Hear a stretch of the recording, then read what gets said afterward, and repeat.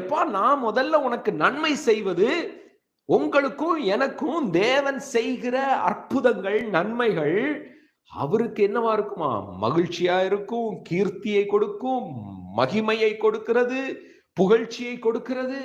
ஆனா அது மட்டும் இல்ல, அவர் சொல்றாரு, தேவன் உங்களை பார்த்து எனக்கு சொல்றாரு, எப்பா உன் லைஃப்ல நான் செய்ய போகிற காரியங்கள் நன்மைகள் இத பார்க்கிறவங்க சுத்தி இருக்கிறவங்க நடுங்குவார்களா?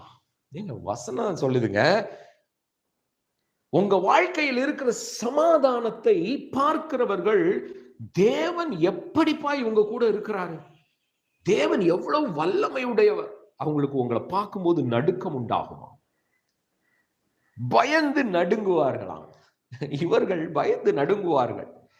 உங்களை பார்த்து இருக்கிற பிரச்சனைகள் பயந்து நடுங்க போகிறது. ஆமென். யாரெல்லாம் ஆமென் சொல்றீங்க? டைப் பண்ணுங்க. உங்க